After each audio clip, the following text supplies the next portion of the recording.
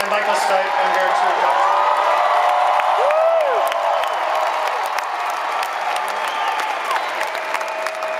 When an artist offers an idea, a perspective, it helps us all to see who we are. It wakes us up and it pushes us forward towards our collective and individual potential. It makes us, each of us, able to see who we are more clearly. It's progression and progressive movement. It is the future staring us down in the present and saying, come on, let's get on with it. Here we are, now. I purposely using the word artist rather than musician because the band Nirvana were artists in every sense of the word. It is the highest calling for an artist, as well as the greatest possible privilege to capture a moment, to find the zeitgeist, to expose our struggles, our aspirations, our desires, to embrace and define their time.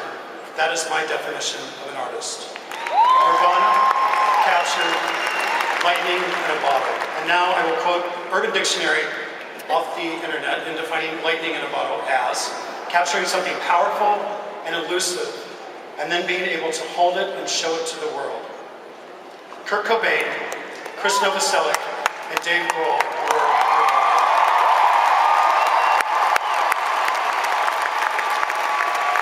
the potency and the power of their defining moment has become, for us, indelible. Like my band, REM, Nirvana came from a most unlikely place. Not a cultural city center like London, San Francisco, Los Angeles, or even New York, or Brooklyn, but from Aberdeen, Washington, in the Pacific Northwest, a largely blue-collar town, just outside of Seattle. Chris Novoselic said, Nirvana came out of the American hardcore scene of the 1980s. This was a true underground. It was punk rock, but the many bands and musical styles were eclectic. We were a product of a community of youth looking for a connection away from the mainstream. The community built structures outside of the corporate, governmental sphere, independent and decentralized. Media connected through the copy machine a decade before the internet as we know it came to be. This was social networking with a face.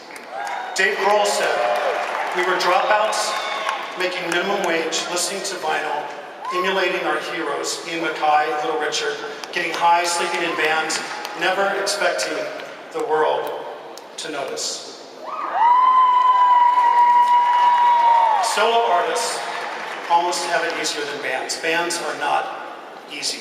You find yourself in a group of people who rub each other the wrong way in exactly the right way. And you have chemistry, zeitgeist, lightning in a bottle, and a collective voice to help pinpoint a moment to understand what it is that we're going through. You see, this is about community, cross-inspiration, pushing ourselves. Nirvana tapped into a voice that was yearning to be heard. Keep in mind the times. This was the late 80s, early 90s. America, the idea of a hopeful, democratic country had been practically dismantled by Iran-Contra, by AIDS, by the Reagan-Bush senior administrations.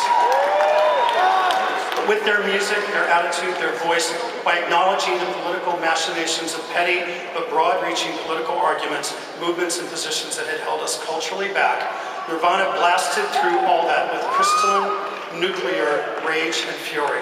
Nirvana were kicking against the system, bringing complete disdain for the music industry and their definition of corporate mainstream America to show a sweet and beautiful but fed-up fury, coupled with howling vulnerability. Lyrically exposing our frailty, our frustrations, our shortcomings, singing of retreat and acceptance, of our triumphs, of an outsider community with such immense possibility, stymied or ignored but not held down or held back by the stupidity and political pettiness of the times. They spoke truth, and a lot of people listened.